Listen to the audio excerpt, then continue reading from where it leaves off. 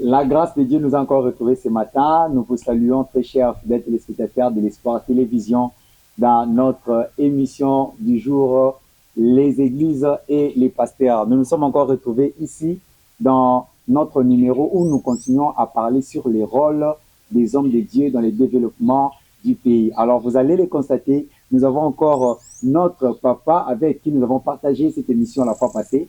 Lui qui nous avait donné beaucoup de la sagesse, nous avait beaucoup inspiré, et c'est lui encore qui a accepté de revenir encore sur ces plateaux et partager encore ces moments ensemble avec le peuple de Dieu. Alors, sans plus tarder, je présente mes salutations à papa. Bonjour papa. Bonjour mon frère. Vraiment, nous sommes très heureux de vous retrouver encore dans ce numéro. Merci. Parce que la fois passée, nous avons été tellement bénis par vos interventions, et aussi j'ai reçu des appels des téléspectateurs de loin, même ceux qui sont à l'étranger et surtout ceux qui nous suivent à partir de l'Est, pour nous dire, mais cet homme très sage comme ça, il était où depuis longtemps là? Je leur avais promis que le papa reviendra encore. Alors, ils sont là nombreux en train de vous écouter. Si vous pouvez aussi les saluer, et nous allons lancer notre balle du jour. Ok, nous saluons tous les téléspectateurs de Télévision Espoir. Merci. Que Dieu vous bénisse, ceux qui sont surtout à l'Est du pays. Que le Seigneur, notre Dieu, continue toujours à étendre sa main puissante et redoutable pour votre survie, votre bien-être et bien vivre. Par la grâce de Dieu, je pense d'une manière rapide, bientôt, nous allons nous retrouver en paix et en sécurité. Vraiment, merci beaucoup, merci beaucoup. Je me suis encore souvenu la fois passée des paroles prophétiques que cet homme de Dieu avait prononcées sur notre nation.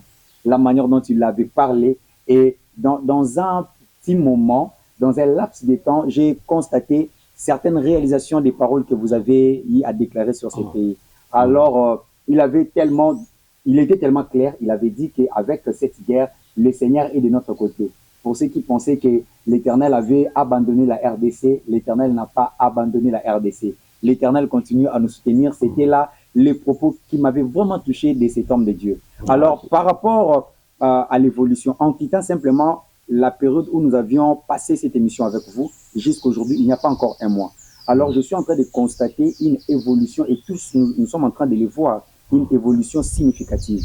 Alors, nous allons certainement dire que Dieu reste et demeure le juste juge de la terre, n'est-ce pas, pasteur? Oui, gloire à Dieu, le juste juge.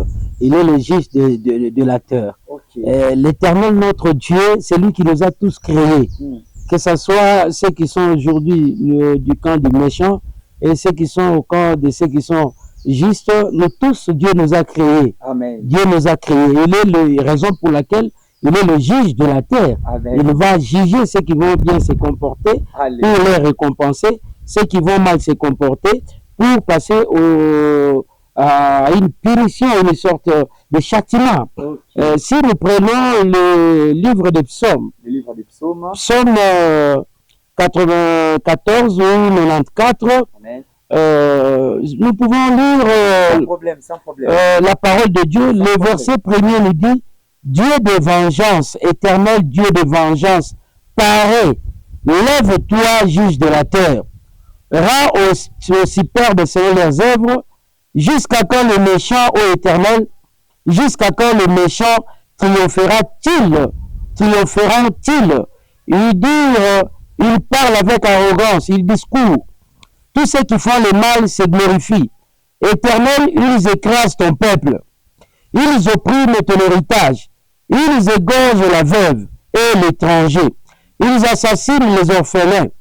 Et ils disent: l'Éternel ne regarde pas. Le Dieu de Jacob ne fait pas attention. Prenez-y garde aux stupides insensés. Quand serez-vous sages? Celui qui a planté l'oreille n'attendrait-il pas? Celui qui a formé l'œil ne verrait-il pas? Celui qui châtie les nations ne punirait-il point? Lui qui donne à l'homme l'intelligence. L'Éternel connaît les pensées de l'homme, il sait qu'elles sont vaines. Je peux me limiter même au verset 11. Merci. Après, nous pourrons continuer jusqu'au 23e verset. Okay. Ici, la Bible nous dit, ce psaume est séparé en deux. Le premier point concerne les lamentations. Les gens se demandent, mais est-ce qu'il n'y a pas un Dieu qui nous a créés? Comme le cas de notre pays aujourd'hui. Comme le cas de notre pays aujourd'hui. Les veuves sont violées, les veuves sont violentées, les orphelins tués. Après avoir tué leurs parents, ils continuent à les massacrer. Les jeunes filles sont violées. Vraiment. Et des fois, reculés dans un coin, ils se demandent, mais il n'y a pas un Dieu qui puisse venir et qui voit ou qui entende ce qui se passe ici. Vraiment. Il y a un Dieu. Amen. Et ce Dieu-là, c'est le juge de la terre. Amen. Nous avions dit dans l'émission précédente que si Dieu n'avait pas primé David en disant bon, tu vas construire la maison, parce que David avait l'envie de construire la maison pour l'Éternel. L'Éternel lui a dit c'est vraiment une belle idée, mais tu ne vas pas bâtir cette maison parce que tes mains sont remplies de sang. Et nous nous sommes posé la question, est-ce que c'est le sang des Congolais qui va booster le Rwanda de l'avant? C'est le sang des Congolais qui va faire prospérer le Rwanda ou la famille de Kagame? Non. Parce qu'ils sont en train de verser le sang innocent en tuant la veuve, en maltraitant l'orphelin et même d'autres étrangers qui ont fui chez nous ont été massacrés, malmenés, et il y a le juge de la terre, selon ce que le psalmiste dit. Il y a un juge qui est le juste juge. Les gens à l'Est sont fatigués, se demandent, Seigneur, lève-toi. Cette fois-ci, lève-toi. Ils implorent jour et nuit, et nous aussi ici à Kinshasa, nous sommes connectés avec eux dans la prière pour demander à Dieu, c'est assez. On en a marre de cette situation et de cet oppresseur qui se réjouit à chaque fois de venir comme faisait Madian à l'époque de Gédéon. Quand vous voulez un peu éteindre un niveau élevé, on vient pour vous ramener dans le bas.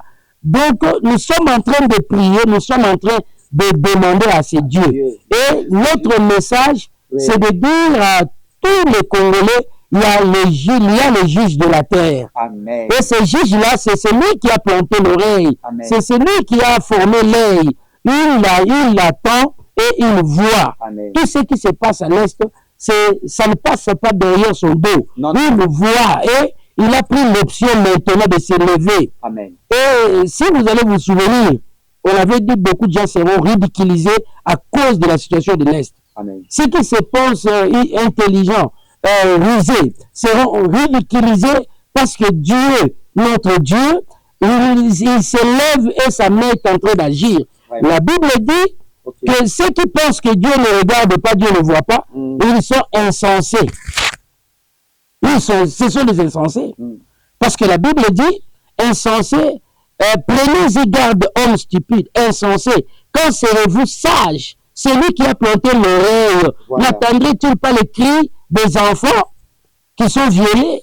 Et aussi, par rapport à ce que vous êtes en train de dire, je me suis souvenu de l'intervention de l'Éternel lorsqu'il devait délivrer Israël de la main des Égyptiens. Il dit à Moïse, j'ai entendu le cri et aussi je vis la souffrance. Je vis la souffrance. C'est-à-dire la souffrance que les Congolais sont en train de passer aujourd'hui, une souffrance imposée par les Rwandais avec l'air supplétif. L'Éternel est en train de le voir et il entend même les cris. Il a vu, il a entendu les cris et il se lève maintenant.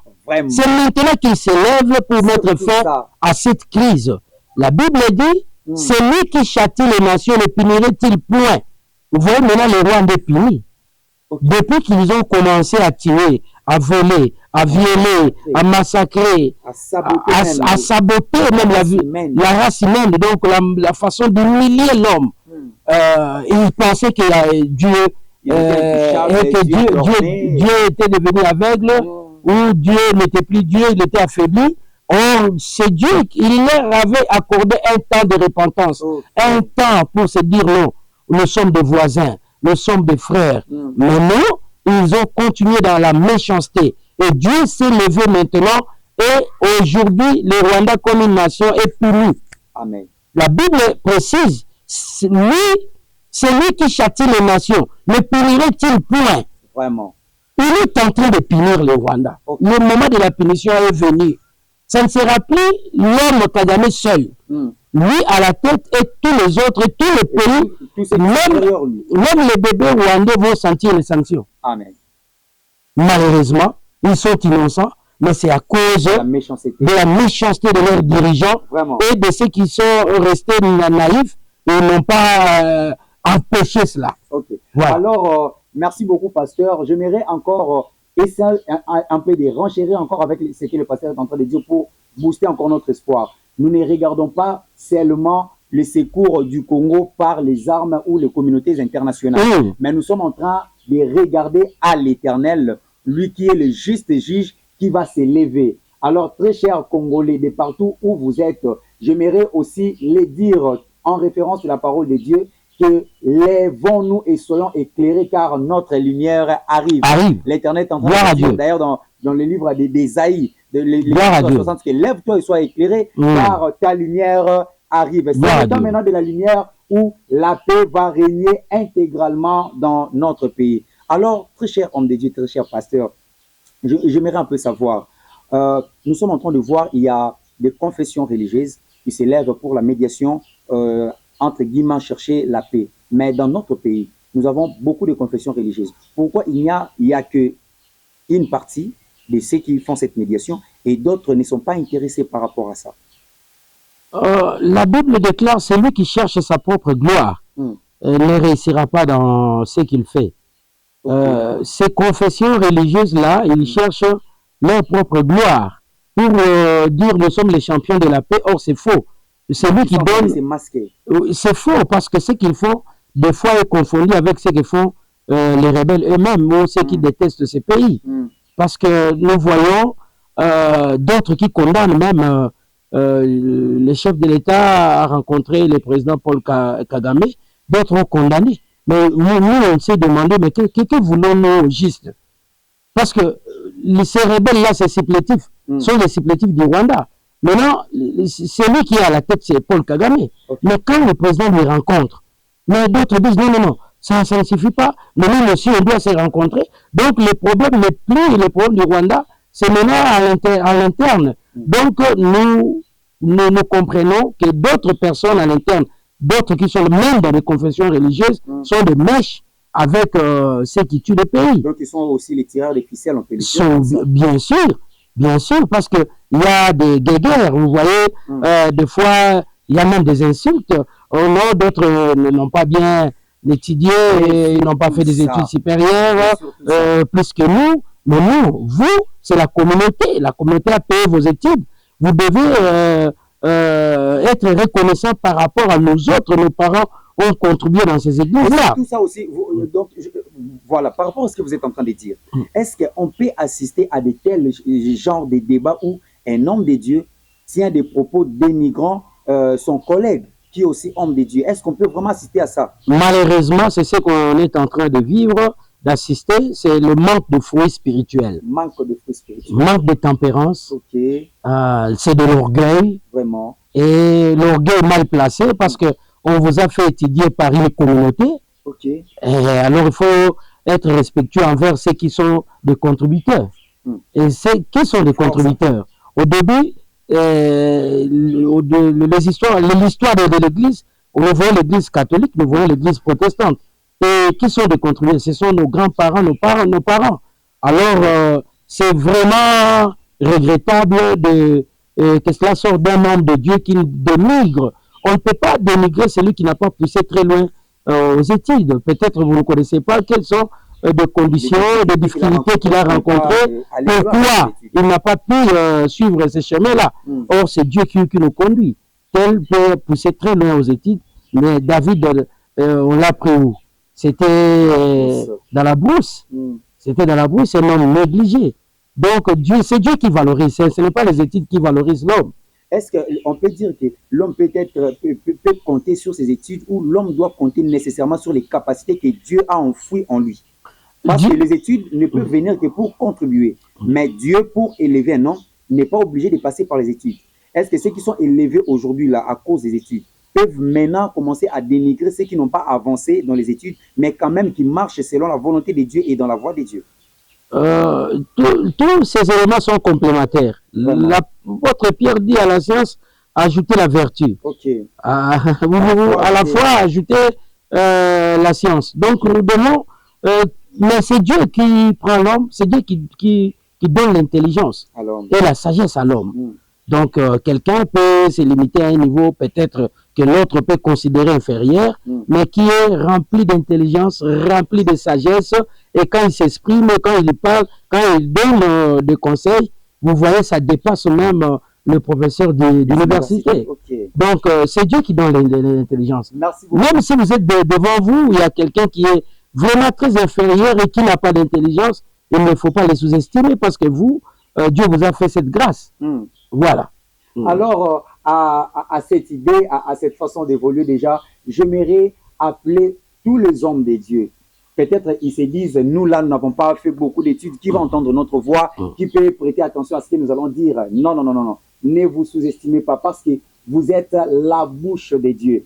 Le Seigneur a mis en vous des compétences, des qualités, de la sagesse ainsi que de l'intelligence pour la délivrance de cette nation. Alors, ne vous laissez pas faire parce que vous n'avez pas fait beaucoup d'études. Il y a d'autres déjà qui disent que dans ces pays, pour réussir, il faut avoir beaucoup de relations, il faut avoir fait beaucoup d'études. Est-ce que cela peut être la raison pour la contribution des hommes de Dieu dans le développement d'un pays?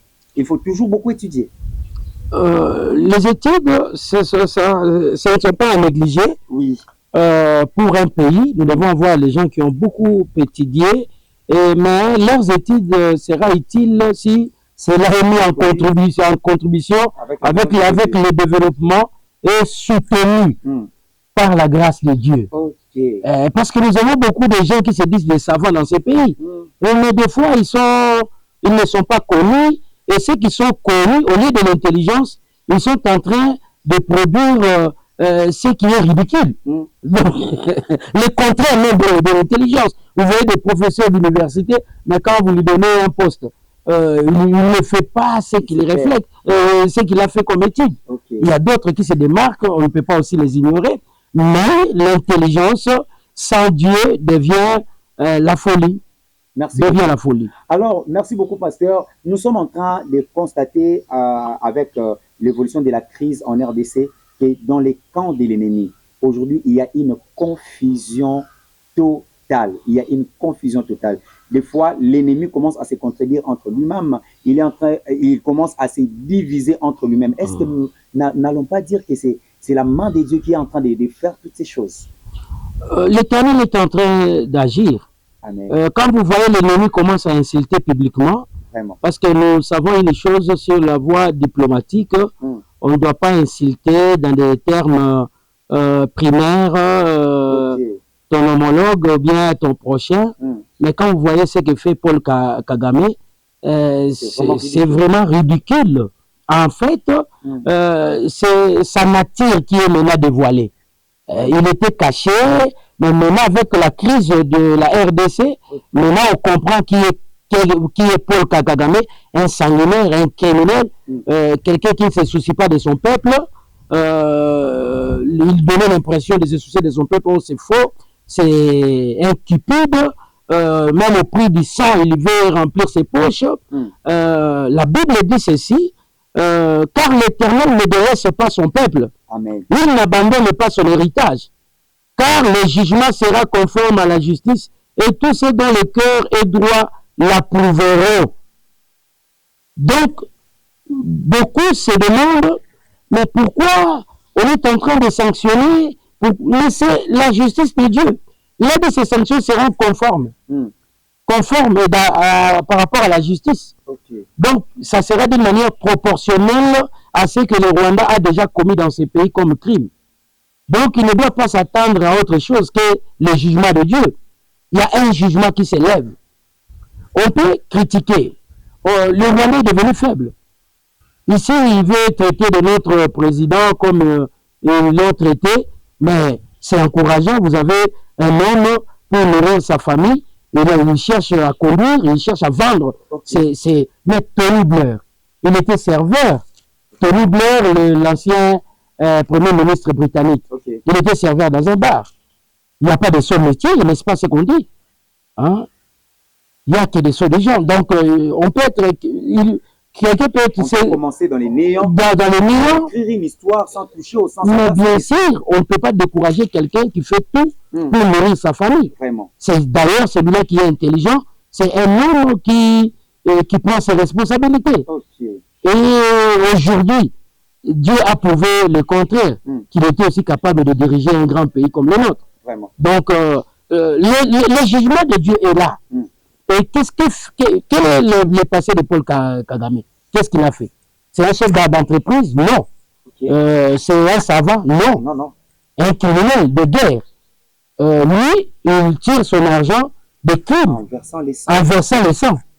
Mais disons le même. C'est lui qui cherche décemment sa vie et c'est lui qui tue pour avoir des millions. D'une manière forfaitaire. D'une manière... non, on ne peut pas tuer d'une manière encourageante. On ne peut pas encourager quelqu'un de tuer ses semblables. Du fait que David, il a versé le sang pour la cause de Dieu, mais Dieu lui a privé la construction de son temple. Okay. Mais lui, il tue pour la cupidité, il tue pour la méchanceté, il tue pour humilier la race humaine. Donc, pour avoir de l'argent, pour avoir des richesses, des matières premières, mais c'est lui qui vend du pain, c'est lui qui vend des arachides pour faire étudier ses enfants. Mais c'est celui-là qui fait un travail louable. Vous savez, pasteur, avec l'évolution de ces choses, il y a vraiment les Congolais, des fois, ils se fâchent, ils s'énervent, mais comment est-ce que Kagame peut tenir des propos comme ça, peut agir comme ça? Est-ce que pour aujourd'hui, qu'est-ce que vous pouvez exhorter à la population? Est-ce que devons-nous aussi s'élever pour commencer à insulter Kagame au moment où, dans notre camp, l'Éternel est en train de combattre pour nous? Est-ce que devons-nous aussi s'élever pour venger? Je parle de la population, de la petite population que nous sommes. Nous, on ne peut pas insulter, ce n'est pas dans notre culture et ce n'est pas de notre éducation. Vraiment. Même pour nos enfants, on ne doit pas les pousser à insulter. Même pour nos populations, on ne doit pas les pousser à insulter. Les autorités. Je vous ai fait cette analyse. Est-ce que la vie passée de Kagame, il était un chef d'entreprise? Non, non. Il était parmi les grands universitaires de ce monde. Alors, qu'est-ce qu'il a eu à faire pour devenir millionnaire? C'est des crimes. Il a tué. Il suffit seulement de dévoiler ce que l'homme fait. Et c'est à cela qu'on doit savoir qui est qui. Et qui a fait un travail décent ou non décent. Donc, la Bible nous dit ceci. Pour nous, le Seigneur est déjà de notre côté. La Bible dit, si l'Éternel n'était pas mon secours, mon âme serait bien vide dans la demeure du silence. Quand j'écris, je dis, mon pied chancelle, ta bonté, ô Éternel, me sert d'appui. C'est la bonté de Dieu qui nous a servi d'appui. C'est la grâce de Dieu qui nous a secourus. Si ce n'était pas l'Éternel de nous secourir dans ces pays, mais qui allait nous secourir? Personne d'autre. Aujourd'hui, l'histoire allait tenir que non, il y a un régime qui était au Congo, qui est passé, tout ça, c'est un groupe de rebelles soutenus par les Rwandais, mais Dieu n'a pas voulu ainsi. Dieu n'a pas voulu ainsi. L'Éternel, notre Dieu, est venu nous servir d'appui, il est venu nous secourir. C'est lui qui vient au secours de ceux qui crient. La Bible dit, nul ne demeure pas indifférent devant un malheureux qui crie. Nous, les Congolais, comme des malheureux, on a crié à Dieu et le Seigneur a secouru. On n'a pas besoin d'insulter, ce n'est pas une bonne éducation. Merci beaucoup, pasteur. À cause de minutes, nous sommes en train de chuter, mais il y a une question encore plus pertinente qui pourra encore nous aider. Quand nous sommes en train de remonter un peu avec l'histoire, quand nous voyons à partir de 1997, lorsque les rebelles sont entrés, ils se sont dit qu'ils étaient des libérateurs. Alors nous avons vécu la suite qui était une suite vraiment macabre pour l'histoire de la RDC. Et encore aujourd'hui, ils se disent être des libérateurs. Mais nous sommes en train de constater cette semaine, ils sont en train d'installer des mines dans la colline des Panzi, surtout plus dans l'enclos de l'université évangélique en Afrique, précisément à Bukavu. Est-ce que ce qu'ils sont en train de faire là, nous allons dire exactement qu'ils viennent libérer le peuple ou ils sont venus condamner le peuple en se pensant par les libérateurs? Ce ne sont pas des libérateurs, ce sont des pauvres criminels, des criminels de guerre, raison pour laquelle ils sont sanctionnés. Pour ces actes-là, et ce qu'ils font, ça va encore augmenter beaucoup de sanctions.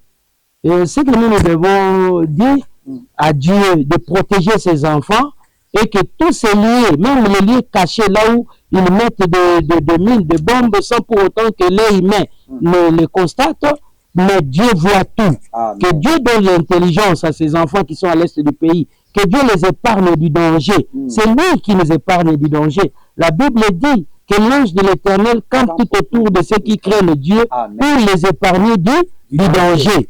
Nous qui craignons l'Éternel, nous qui prions le véritable Dieu, n'ayons pas peur. Amen. Le Seigneur va nous préserver de ces dangers-là. Amen. Et s'il y a quelqu'un qui pose des mines, Dieu aussi a fait qu'il y ait quelqu'un qui peut dominer aussi. Amen. Donc l'Éternel, notre Dieu, est au contrôle. Et même ceux qui posent ou ceux qui sont dans ces cas-là, ils vont commencer eux-mêmes à signaler. Ne passez pas par ces coins-là. On a mis de mines, on a mis des bombes. Dieu va toucher même ceux qui sont au milieu de ceux qui posent ces mines-là, à dévoiler le secret, que n'allez pas dans ces coins-là. C'est ce qui va se passer. Amen. Et je prie à l'Éternel de préserver ses enfants, qu'il n'y ait pas de désastre, qu'il n'y ait pas de détonation d'une manière brisquée pour ceux qui ne savent pas que dans tel coin ou tel, on a mis, ou l'autre coin, on a mis de bombes. Amen. Alors, peuple de Dieu, très chers Congolais, soyons les troupeaux de Dieu. N'écoutons pas la voix de l'ennemi, écoutons la voix de l'Éternel qui vient pour rendre son juste jugement. Alors, nous tendons vers la fin. Très cher pasteur, je pense que vous aurez quand même quelques mots de fin à s'adresser à la population et à tout celui qui est en train de nous suivre de partout ailleurs. Oui, c'est toujours par aujourd'hui, j'aimerais un peu rester à la parole de Dieu. Okay. La Bible nous dit dans Psaume 94, verset 19, « Quand les pensées s'agitent en foule au-dedans de moi, tes consolations réjouissent mon âme. Amen. Les méchants te feraient-ils siéger sur leur trône et qui forment des desseins iniques en dépit de la loi? Ils se rassemblent contre la vie du juste et ils condamnent les sangs innocents. Mais l'Éternel est ma retraite, mon Dieu est le rocher de mon refuge. Il fera retomber sur eux leur iniquité. Il les anéantira par leur méchanceté. L'Éternel, notre Dieu, les anéantira. L'Éternel va les réduire au silence. Amen.